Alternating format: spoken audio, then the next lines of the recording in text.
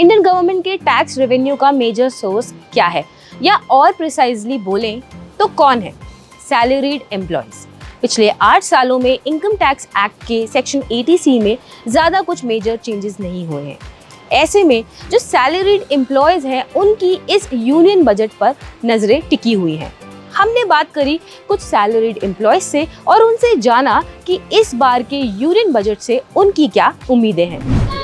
It would be around tax slabs, so it should be simplified. If not really, तो it's very complex right now. तो उनको थोड़ा simplify, तो tax file करने वाले को भी easy रहेगा, तो उससे टैक्स चोरी वगैरह भी कम होगी अगर simplified रहेगा, clear रहेंगे routes सारे।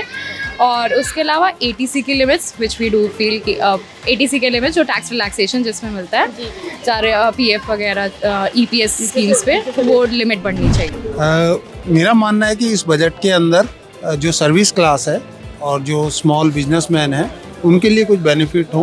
जैसे जो सेक्शन टैक्स सेविंग्स वाले हैं उसमें बहुत साल से 1.5 लाख का लिमिट है, तो हम उसको उम्मीद करते हैं कि वो 2.5 लाख तक जाए ताकि लोग सेविंग भी कर सकें। जो GST है जो कि लोगों को पिंच हो रहा है, बहुत सारे लोगों को लग गया है, वो कम कर देना चाहिए। जो 18% है उनको 12%, जो स्लैब्स हैं उनको कम कर देना चाहिए। मुझे कुछ उम्मीदें हैं। जैसे पहली उम्मीद मुझे ये है कि जो इनकम टैक्स का स्लैब है उसको थोड़ा शिफ्ट करना चाहिए, मतलब लाइक कुछ रेंजेस में रहते हैं वो शिफ्ट होना चाहिए। दूसरा मुझे ये उम्मीद है कि कुछ मेडिकल बेनिफिट्स मिलने चाहिए नॉर्मल एम्प्लॉयज़ को भी और सीनियर सिटीजन्स को भी। तीसरा मुझे ये लगता है कि जो सीनियर सिटीज़न है उनका स्लैब जो होता है उसको उनका एज लिमिट थोड़ा कम होना चाहिए उनका, और मेडिकल बेनिफिट्स होनी चाहिए। उम्मीद क्या, महंगाई कम करें और क्या, यही है उम्मीद। और क्या, सैलरी बढ़ नहीं रही है, महंगाई बढ़ते जा रही है दिन पे दिन। मैम मेरे को लगता है कि थोड़ा सा जो ज़्यादा हमें ज़रूरत है हेल्थ के लिए रिलेटेड ज़्यादा ज़रूरत है, तो थोड़ा सा बेनिफिशियन हमें जैसे हेल्थ इंश्योरेंस और इसके लिए ज़्यादा कुछ ऐसा करें कि टैक्स रिबेट हो। क्योंकि जैसे उन्होंने 5 लाख वाली योजना निकाली है, तो चलिए लोअर क्लास के लिए भी या मिडिल क्लास के लिए अच्छा है, पर थोड़ा सा जो अपर मिडिल है तो टैक्स रिबेट मिलेगा तो लोग ज़्यादा से ज़्यादा हेल्थ इंश्योरेंस लेंगे। और मुझे लगता है कि थोड़ा गवर्नमेंट और जनरल पब्लिक पे हेल्थ का लोड कम आएगा। बजट से, चूँकि मैं हेल्थ सेक्टर से जुड़ा हुआ हूँ, तो मैं चाहता हूँ कि बजट ऐसा हो जिसपे जो हमारे गरीब लोग हैं, जो पिछड़ा वर्ग है, जिनको सुविधाएं नहीं मिल पाती हैं, उनके लिए कुछ ऐसा हो कि उनको स्वास्थ्य सुविधाएं मिलती रहें।